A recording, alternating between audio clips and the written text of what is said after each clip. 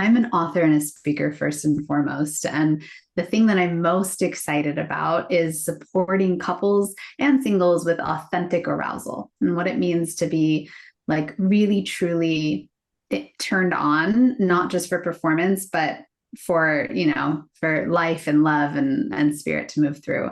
I'm a former sex worker. And so I think a lot of my current work sort of is dictated by what I learned back then, which was very performance-based work, right? So nowadays it's all about like creating more connection for couples. I really like helping people that have been disconnected sexually for years. And I always say with my community that you can give me any couple and within 30 minutes, like I've had couples that hate each other and within 30 minutes, they're like ready to make love again. So I'm really good at figuring out the dynamics of sexual intimacy and how to help couples really connect again, because it's what they want, at their core. So yeah, that's what I do. I love that you said you help couples connect again, because at the core, that's what they really want. I feel like at the core, yeah, like that's what all of us want, is that connection. Absolutely. Yeah, 100%. I'm curious, what, if you care to share, what line of adult work were you in prior? So I was a professional dominatrix first. I'm in New York City, so I did that live. And then I also did cam work through the place that I worked in as a dominatrix. And then I did escorting services after that. And then from there, I kind of transitioned into building my own company, and not working in the adult line anymore, but supporting people in their own personal sex lives. Yeah. That's incredible. Even at Live Jasmine, we see a lot of our models that will use camming as their foundation, and then they do go on to build their own businesses and start their own things, which is always such a pleasure to see. Well, yeah. I mean, during those times, I probably met close to like 500, 600 people, right? In like a year, like I'm meeting maybe even more than that, but hundreds and hundreds, close to 1,000 people with different sexual templates, different histories, right? And so by the time that the year is done, I had so many ideas. I had so many, I started understanding patterns in people. I went to school for psychology. So I was like, this is fascinating what I'm seeing. And that's why after a while, I was like, I want to start actually helping people in their day-to-day lives, because you can see the same patterns, no matter if it's a client or someone who's just seeking support in their marriage. It's the same sexual patterns that show up over and over again. Yeah. Fascinating. So you feel like it really kind of served as an education being in the adult industry, right? 100%. 100%. And I got really confident with how to be in my own body. It really supported me in my own self-confidence when I speak, because I do a lot of stage speaking now. When I write, because I used to write for marketing purposes, I have this confidence that I didn't have before going into that industry. It showed me that I have a creativity inside of myself, and then I can really stay in what I want. Like I don't have to just do things for my clientele, but I can stay in who I am, and that's enough. Like, and there will be a match for me, right? So it taught me like business basics at like 20 years old, 21 back then, 14 years ago. Yeah. Fascinating. That's just really interesting because yeah, whenever, I've interviewed hundreds of our models, and so many of them have said that members have sat them down, looked at their finances, and taught them how to balance their budget and how to save to buy their house and how to build a business, and taught them all of these skills that they learned through their members. Yeah. And they have gone on. I mean, the things that some of these models have gone on to do, it's really incredible. So it's interesting to also hear that that was very similar to your experience as well. Yeah. Yeah. Cause you're ultimately like sex work, cam work, like all of this is ultimately just loving people, right? I know that sounds kind of hippy dippy, but it's true. It's like my work was whoever is in front of me, my job is to figure out how to not judge them, to love them, right? To support them, to celebrate them. That's my job. That's literally my job. And so by giving them that from me, then of course they were like, well, how can I love you? Right? Whatever that is. And it might be a payment, but it might also be like, hey, let me help you build the next business model, which I've also had. Like I've had people sit me down at dinner and help me build out the current business that I'm in was actually co-built by a former client. So he like helped me set it up. So why not support each other, network, and love each other that way? Why not? Yeah, it's really beautiful. I want to ask you about something you said earlier that really struck me as interesting because it's so true.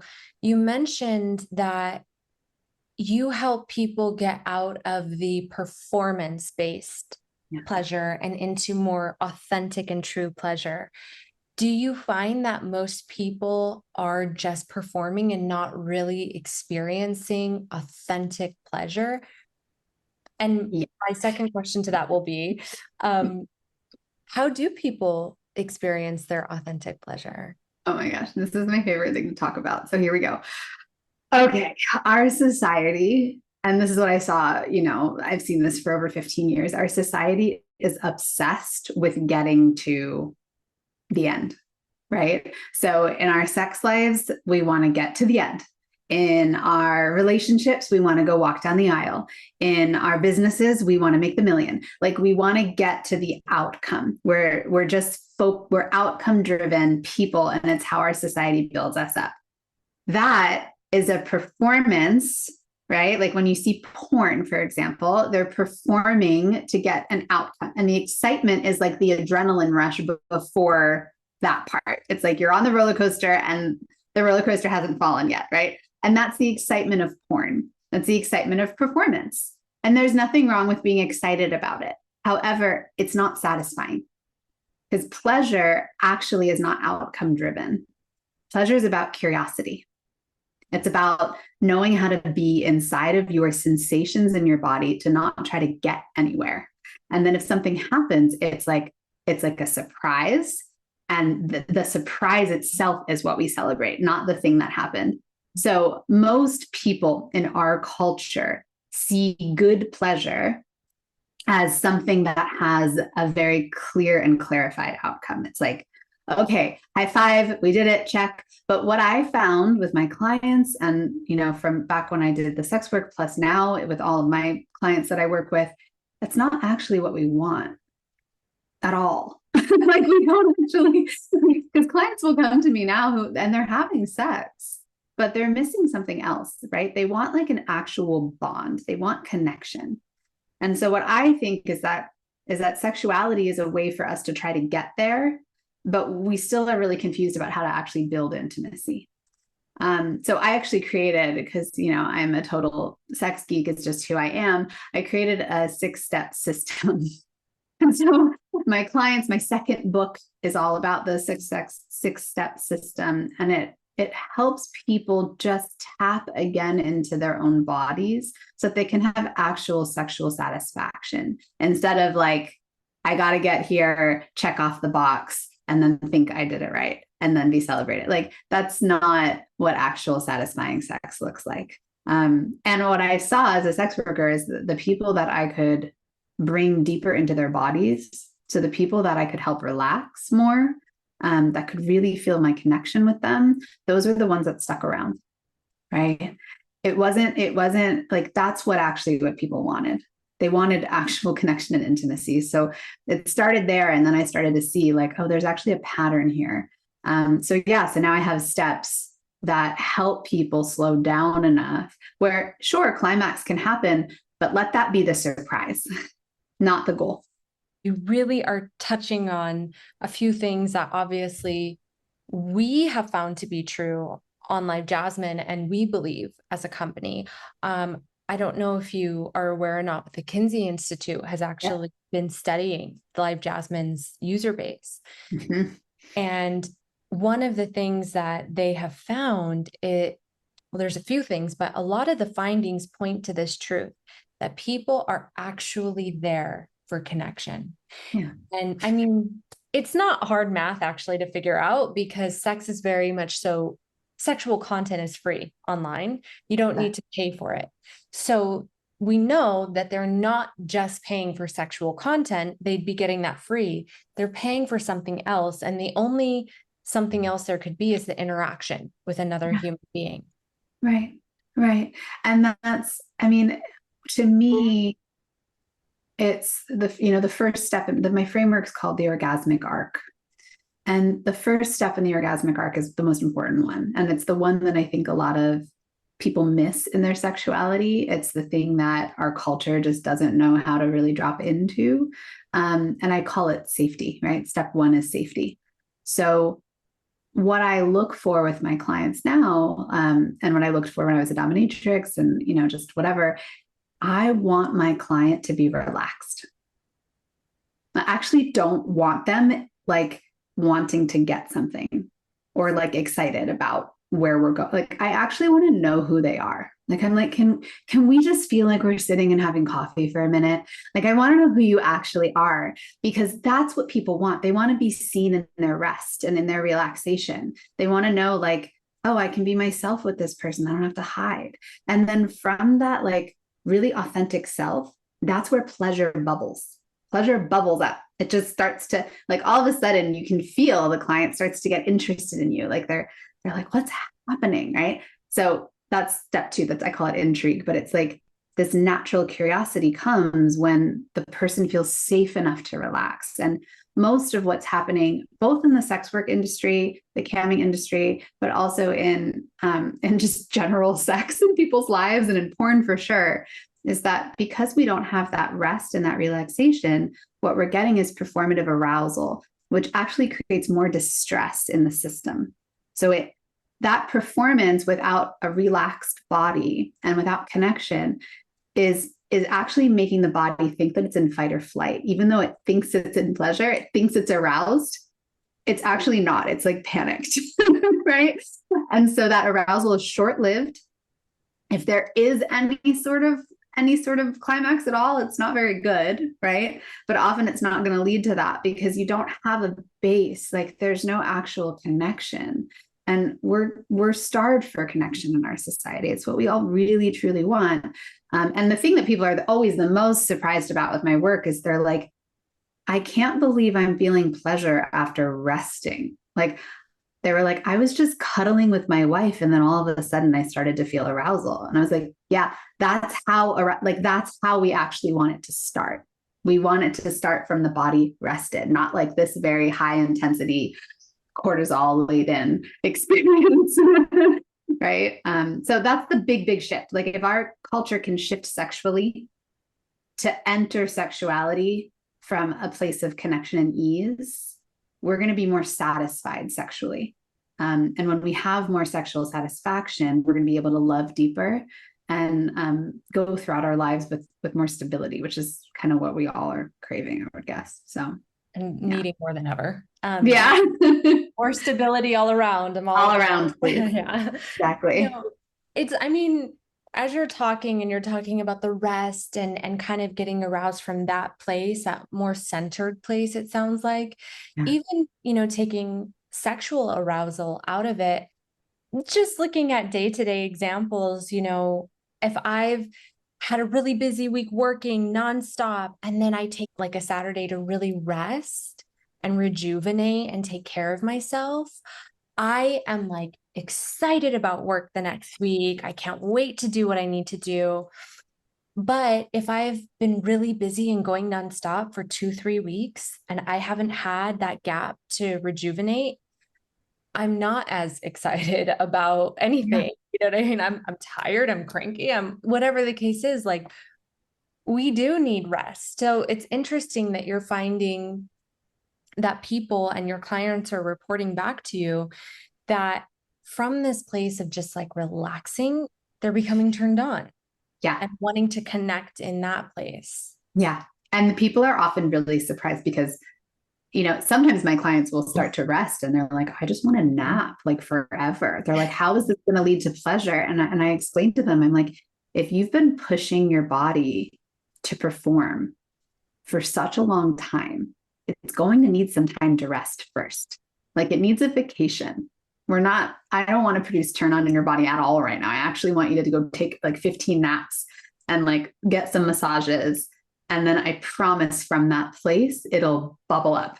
And the arousal is so much better too. Like when the bubbling starts to happen, your whole body feels aroused. It's like so different than just like the concentrated, tense energy of like high arousal, right? Or like intense arousal. So yeah, that really, the rest comes from a sense of safety. Again, like what I really saw as a sex worker was like people don't feel safe in their sexuality. They actually just don't feel like they can be accepted. They don't feel like it's okay to have the desires that they have. They don't feel lovable. I mean, even in my own life, right? Like I'm dating right now and I'm like, am I lovable here? Like, is this okay? Like we all have these insecurities around like, is it really? Is this okay? We want to hide.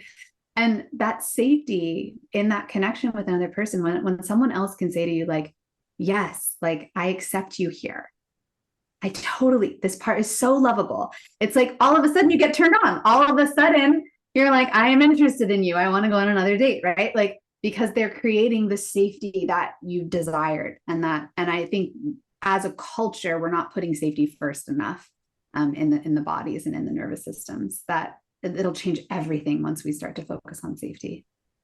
Yeah. I love everything about what you just said. And also I'm like, are you exposing models' business plans? Because honestly, like that is what models do on Live Jasmine. I mean, and really good models everywhere is people are coming to models with these areas that either they've already been judged in before, maybe a fantasy or whatever the case is, that's not traditional or normal.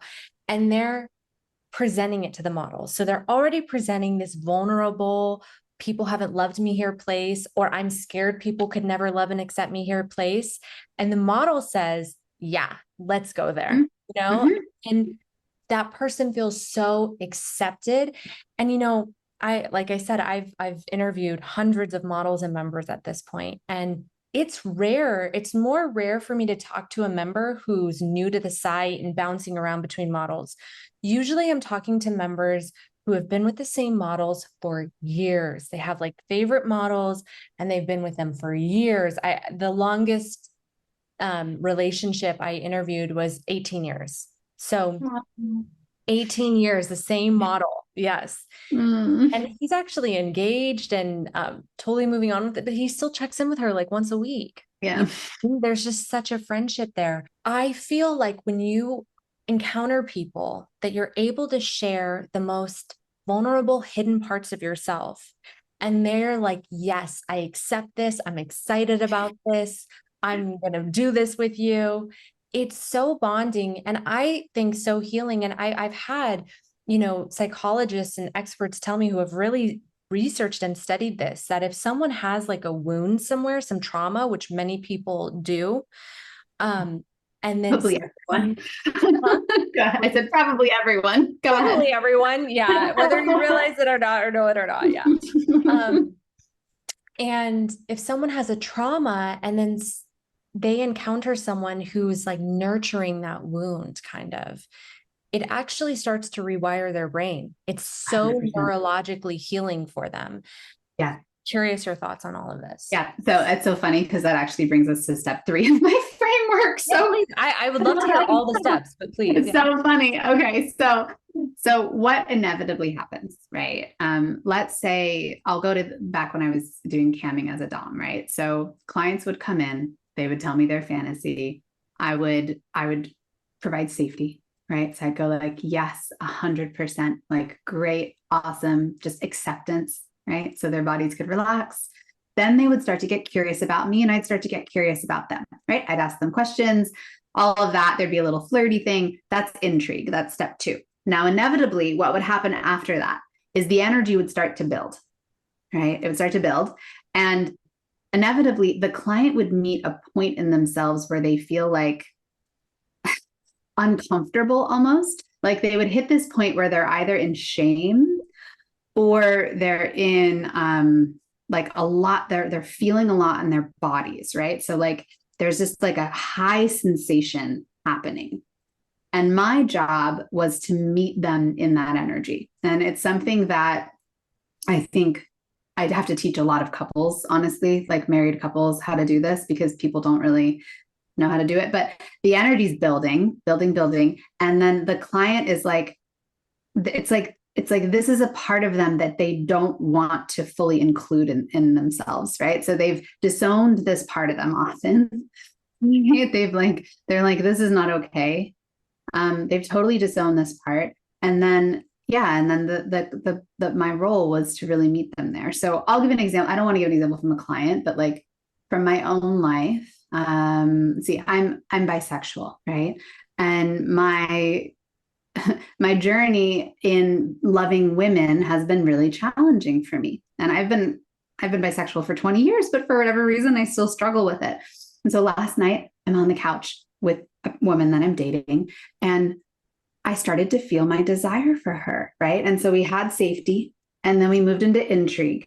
And then I started to feel like I want to be on top of her, right? Like I want that movement, right? I'm uncomfortable, but I felt the shame too come up. I felt everything all at once. I was like, this is so intense. There's this extreme desire and shame at the same time.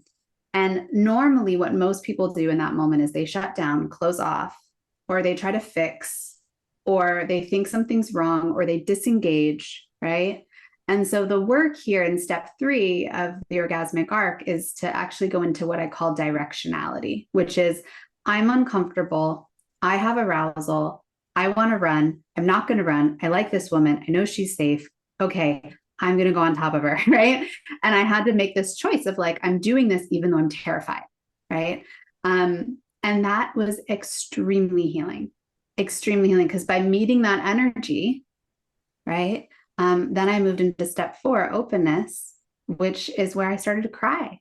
I felt myself crying, going like, oh my God, it's okay for me. Because I've always been really into women, but like, I usually am not the top in sexual dynamics. And so for me to go on top was like a big deal.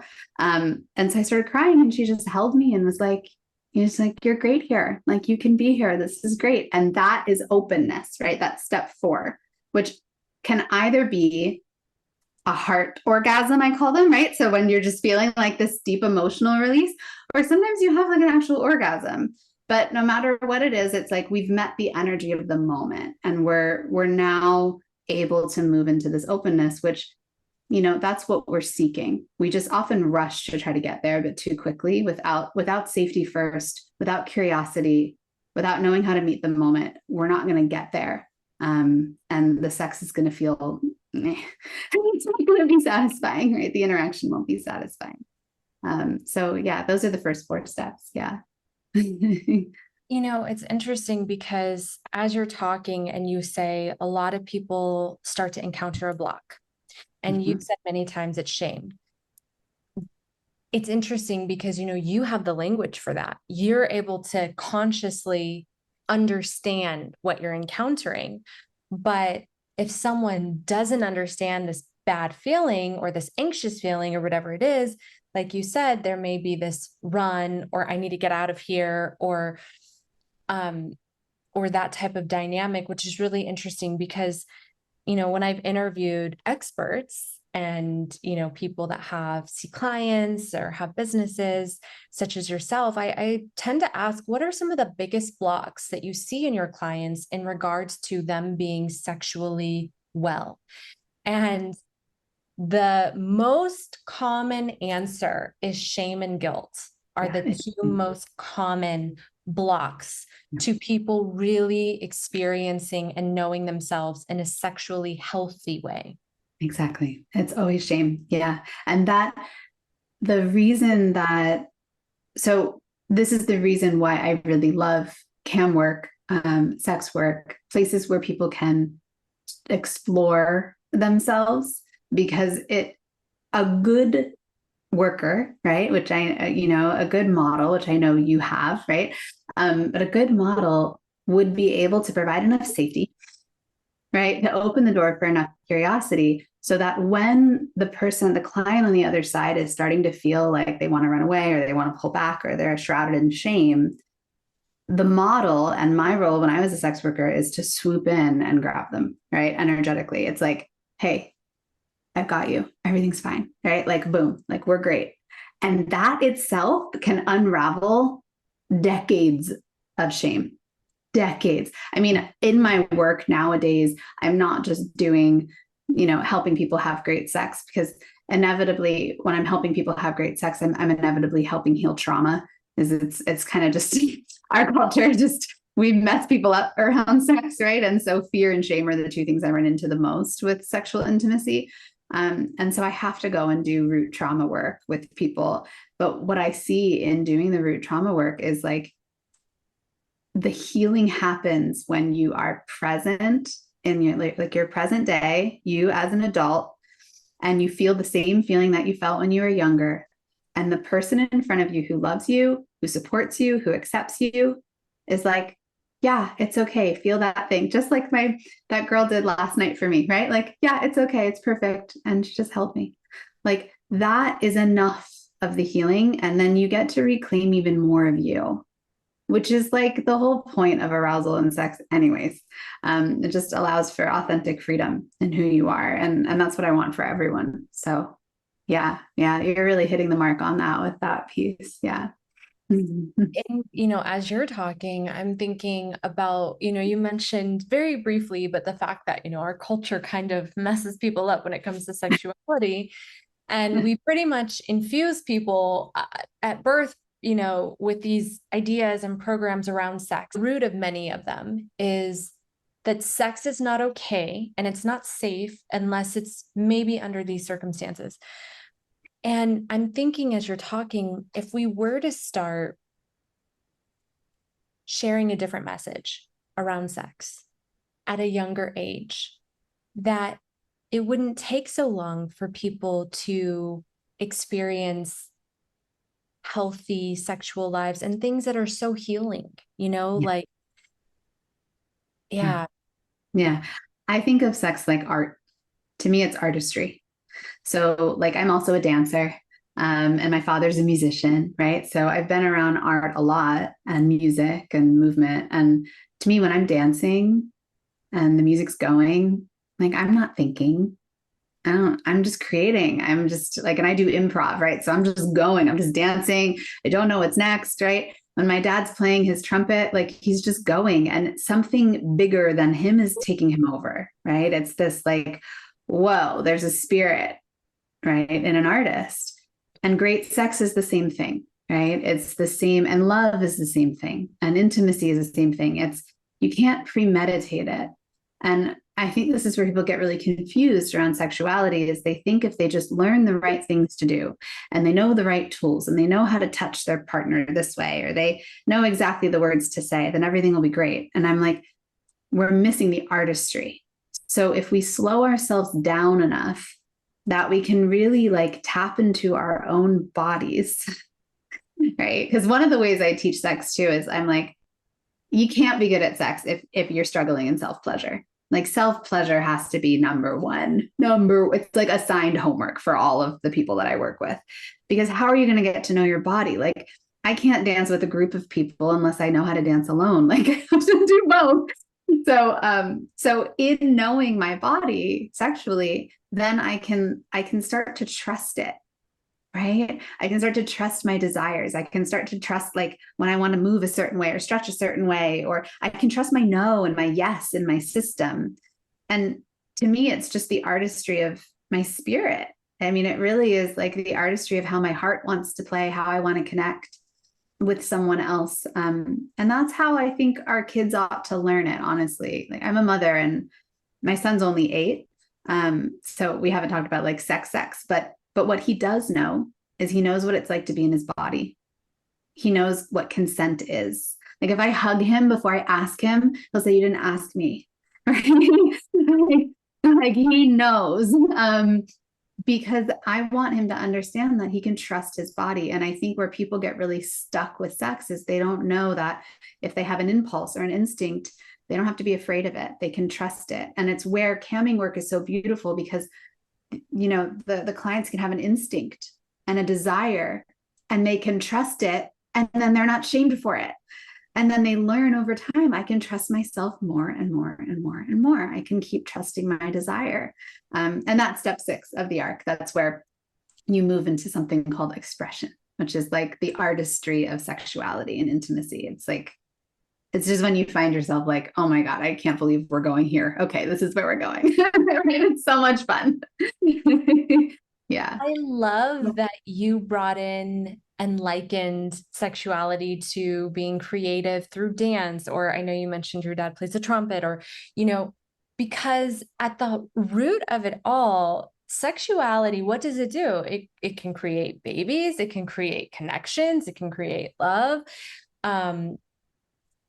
And creativity and sexuality are the same energy. And so I don't know how, but I am of the belief that when we are creating, we are using the same energy, no matter what we're creating. We are using the same energy that we use to attract or engage in sex, or, it's that same energy, that same creative force and dance. Yeah, that's actually been neurologically proven. So I'm a total sex geek. I'm always reading medical articles. But one of the things that we found is that the left brain, right? Our left brain is our logical thinking brain. So left brain holds analysis, language, and pain, which is interesting, like past pain. So trauma, right? All of that's in your left brain.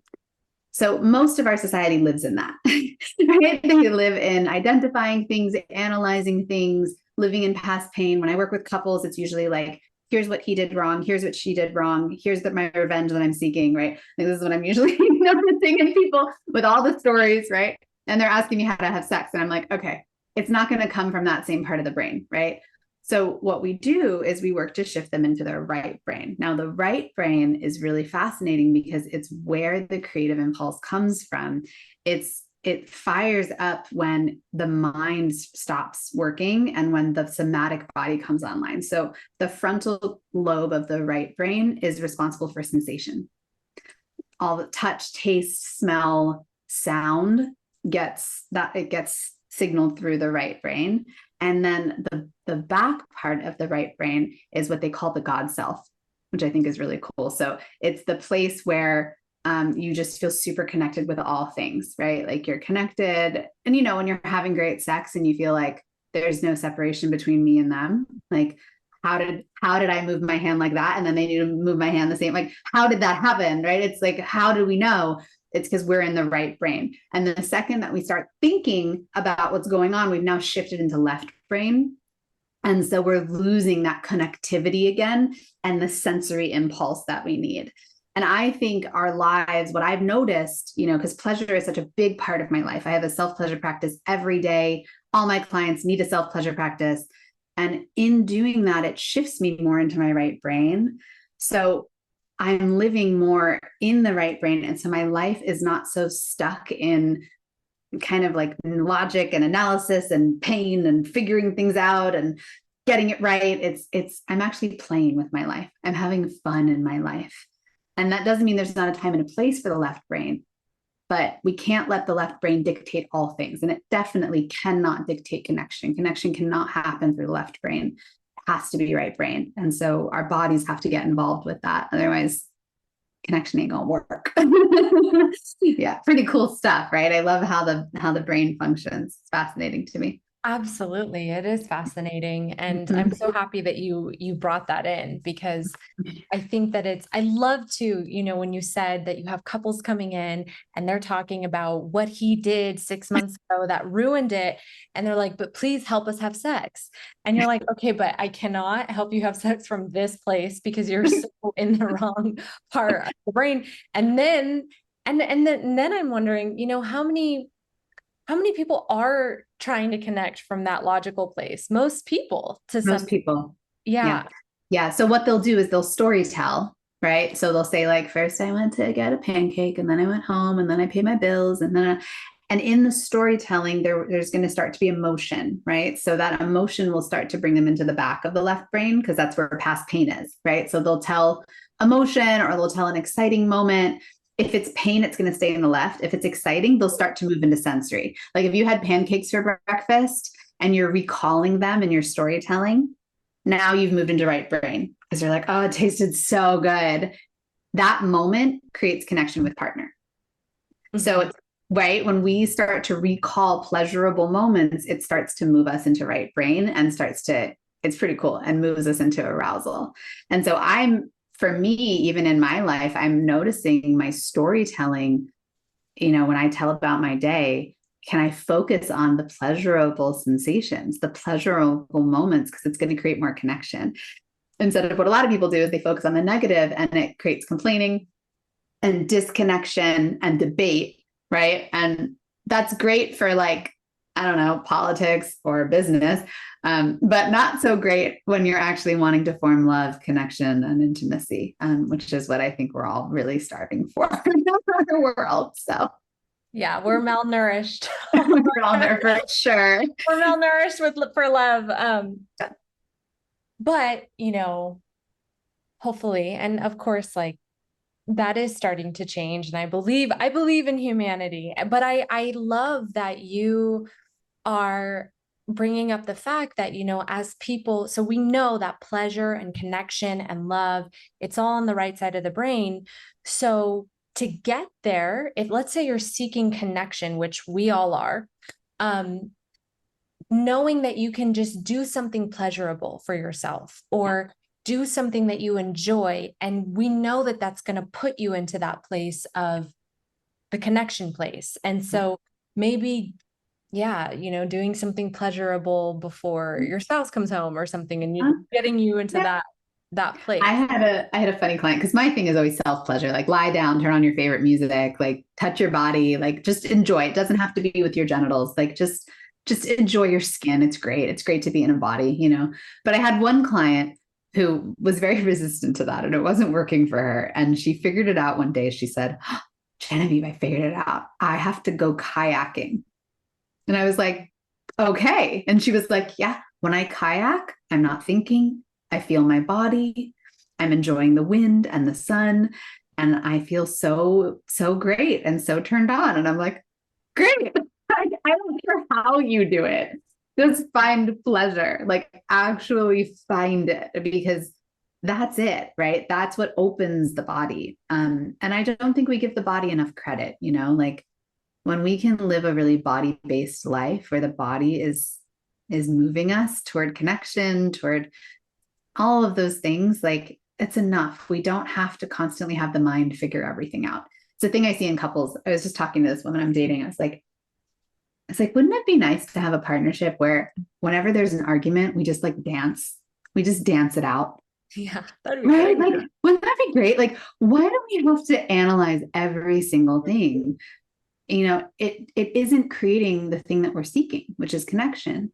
So sure, we can share about it, but then let's as quick as possible move back into connection, because that's actually what matters. And it's what we all want. So it seems way more logical to me that way, honestly. Absolutely. It's interesting though, about the kayaking. I've interviewed members who have told me that basically, and now it's making more sense to me as we're having this conversation, that when they get home from work, a stressful day, they're on Jasmine. And they feel so good after and just present. And it's like their way to de-stress. And now I'm realizing, because it's shooting them back into the right side of their brain, which is the feel good place after they've been in their logical side all day at work. And they likened it to that being their form of meditation. And I was like, okay, because, for me, I love yoga. I actually love meditation, and those things really do it for me.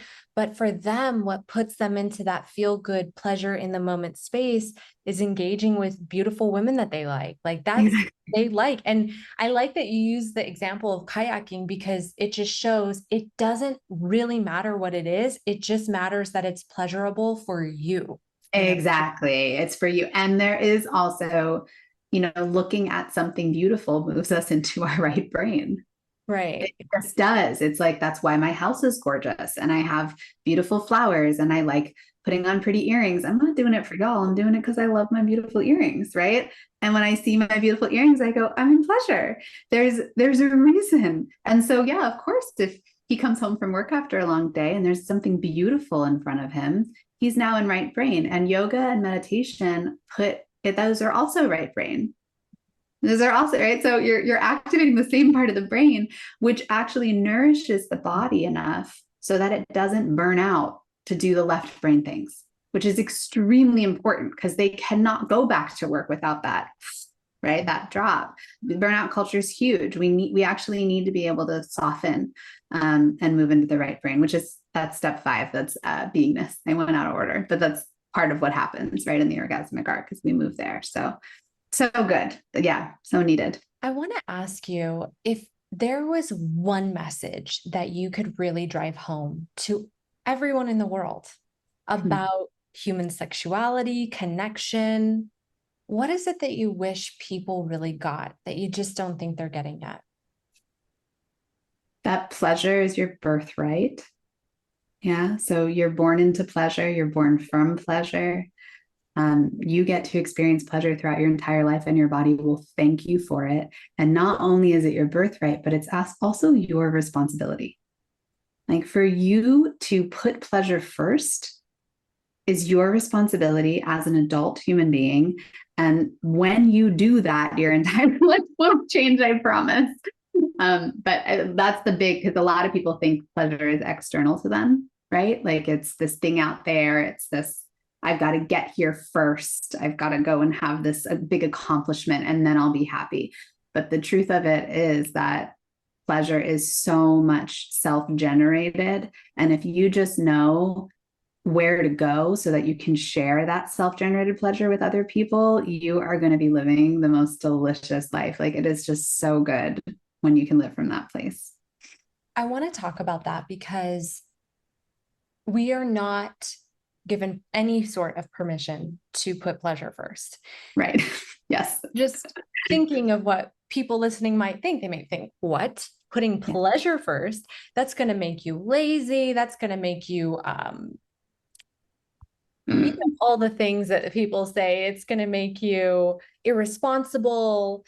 Have you, I mean, I can assume that you live a life where you put pleasure first. I always can tell. No, I've interviewed enough people, seriously, that people that I can tell really do live from a place of pleasure and taking care of themselves in that way. They're more vibrant. Exactly. Honestly, they look healthier. Yeah. They look healthier and they're more vibrant. And I have noticed it. There are people that I can tell really live from that place, and it will come out in the interview. Yep. You're certainly one of them. Yeah. So, I mean, okay, let's go way back a little bit, right? To thousands and thousands of years ago, right?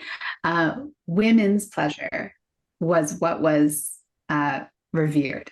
Yeah. The orgasm in ancient Indian culture, right, was like the way to get to God. It was like the direct path to divinity.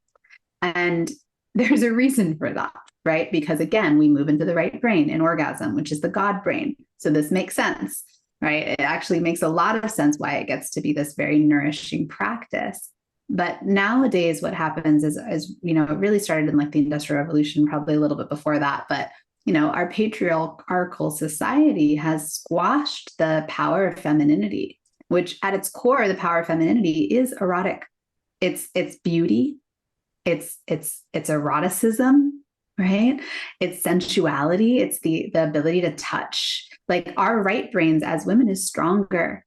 Man has stronger left brain. Our right brain are stronger. And we've had to train ourselves to go into the left. And that's not actually us. It's not actually who we are. So this ability for us to actually like say, hey, this is what's important to me. Like, whether my flowers are beautiful is important to me, and how relaxed my body is important to me. And I'm not going to do this thing and push myself through it and burn myself out without pleasure in my body. Like, I'm actually just not going to do it because I know that my power lies in my pleasure. And when that happens, here's the cool thing. And I've taught so many classes on this. When that happens and you're living from the seat of your femininity as a woman or as a man, if you're able to revere the feminine, right? Like you can sit in front of it and go like, yeah, like this is amazing. I just got so much life from this interaction, right? Which is the role of the masculine and feminine. When you're able to do that and sit in the seat of your femininity, the magnetism is outrageous. Like the way that my life works is ridiculous. Like in terms of what I can manifest, what I can create, the people that show up. I walk into a room, people come up to me out of nowhere with opportunities for things and I can tell, like if I haven't taken care of myself and I haven't been in pleasure and I go to an event, no one talks to me, I'm like, uh-oh, like that's a signal. Because I'm the same person, right? But my energy has shifted because I'm actually not living in pleasure anymore.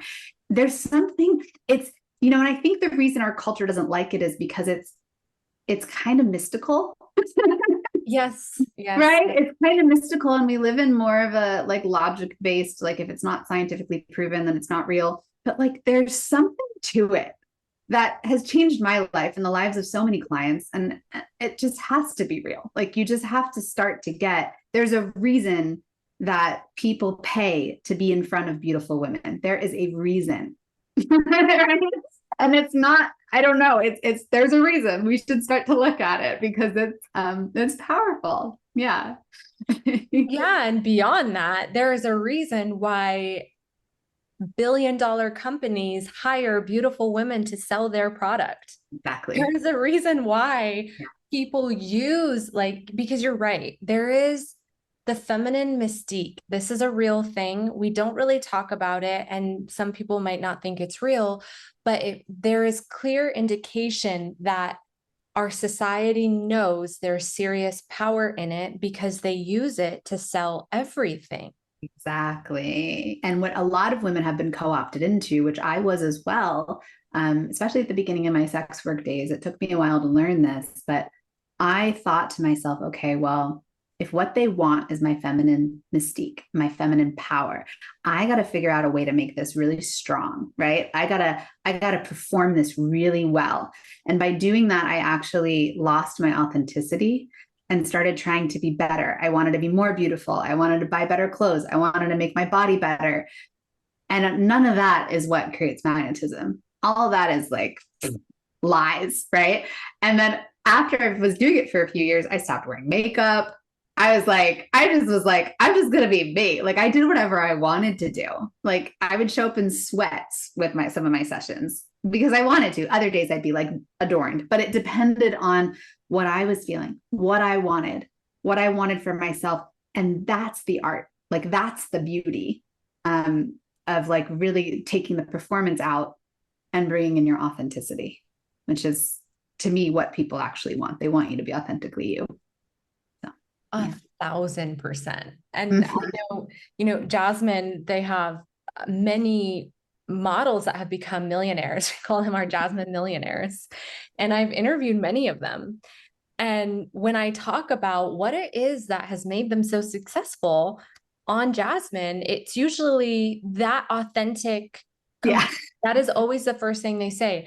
I don't do anything I don't want to do. If a member is rude to me, I'm sorry, but I don't accept that or tolerate that or just go along with it just because they're paying. I let him know it's disrespectful. Right. So authentic and so real. And that's what people are drawn to and what they like, because the truth of the matter is, going back to one of our earlier points, that people are wanting connection. You can't have a connection if someone's not being authentic. Exactly. You can't really meet them when someone's putting up a front. Like connection is about two real places coming together and interacting. Exactly. So yeah, it's just really interesting. I was years and years and years ago, I was at an event and the event was wrapping up, and these women just went on the dance floor and were just letting loose. And I remember one of the men we were there with, who's a very powerful, wealthy man, went to the dance floor and was just watching the women enjoy themselves and was like, this is like this It's is it. It's like the best chocolate cake ever, right? You're just soaking it up. I love men that know how to do that. Yes. Like, right? yes. Yes. Yeah. And it was like, this is the best thing to see, is like women having fun and enjoying themselves. And recently it's interesting because I've interviewed some men, even like experts. I mean, they have PhDs and researchers. And I asked them, what drew you into this field? And Mhm. one of them was saying, what was my first encounter of having female sexuality like directed at me. I think they were at some type of strip club or something, and they felt that energy and they were like, what is this? Like, I need to study this. I need to figure this out. Like chasing the mystery, good luck. Yeah. But You won't get it in a PhD, but have fun. Too good. well, you'll get clues, right? That's Right. something that can't fully be grasped, but we can see evidence of it, right? Even we as women, we can see the evidence, like you said, when you walk into a party or an event or a room, and when you're really feeling good, everyone's talking to you, throwing opportunities at you. Exactly. Right. But you can't I'm feeling good and this happens, but we can't explain like the dynamic, that's part of the mystery. And I'm sure it remain that way. Exactly. And that's part of it, because your right brain doesn't have words, remember? Yeah. So right brain is always a mystery. That's why we can't settle on what God is, because, right? Like, we just can't. The words, we keep fighting over the words for sex, for pleasure, of course, we can't actually give it words. That's left brain. So whatever, we can keep studying it, but ultimately we just have to surrender to the fact that it's like totally nameless. And that's fine. I love that. I have so enjoyed this interview, really. You're so sweet. Me too. Thank you. I want to ask you, and I really like your perspective too, because like I said, you kind of have this dual perspective. You've been in the adult industry, but you've shifted and pivoted. Now you have a business, you're seeing clients in a different way.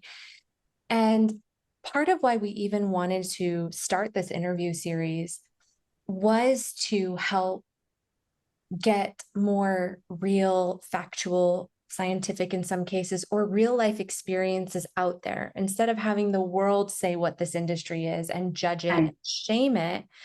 We wanted to put real information out, give the industry a voice. From your perspective, what are our next steps in moving forward to a more sexually well but accepting society? There's a lot that has to be done. I'm celebrating you for even starting it with these interviews. I think that sharing personal stories is a huge piece, because what people will start to understand is that they are not unique, right? And what contributes to shame the most is uniqueness. So it's this feeling of like, oh my God, I'm all alone, and my desires and my fantasies, or even as, being the one on the other side and being the model. It's like, am I the only one that enjoys doing this? Is this okay that I enjoy this? Like, to be able to talk about our experiences is it's again, we're starving for connection, so we never do it. So creating the stages and the space for people to have dialogue, I think, is like a huge pivot.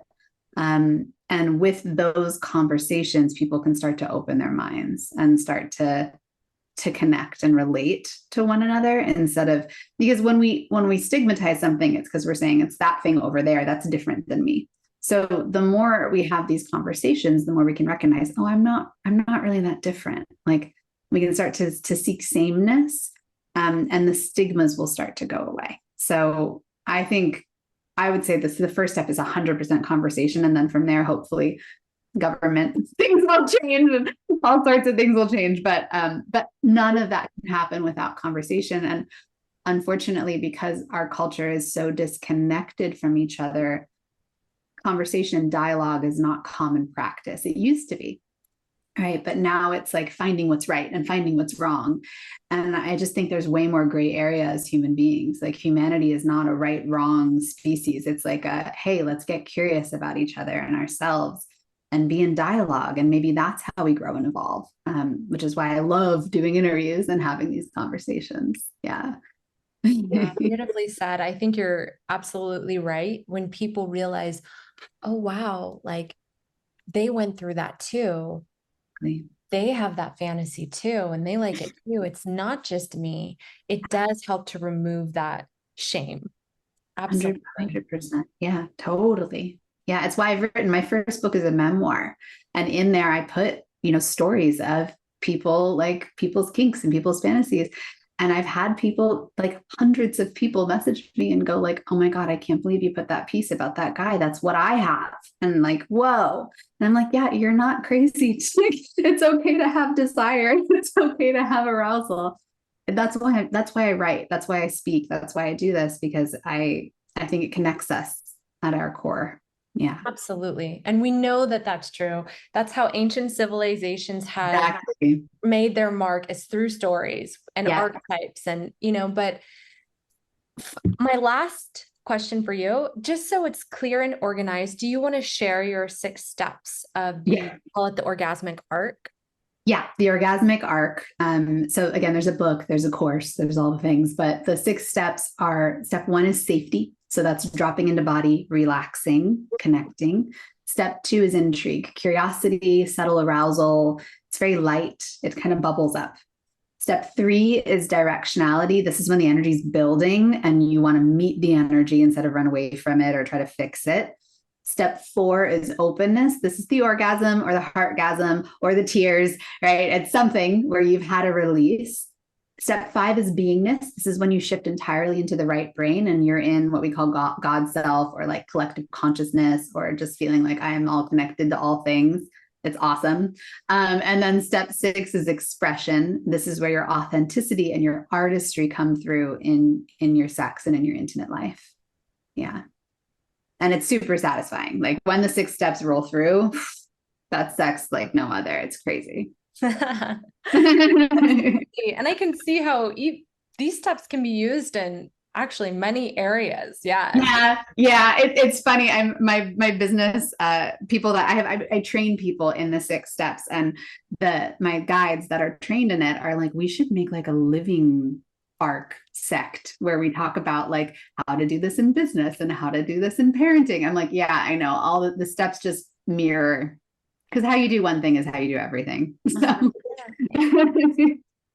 yeah. Thank you so much for this beautiful interview. Oh, I'm so glad. This was really fun. Really, really glad that we got to do this today. Yeah, me as well. Thank you so much.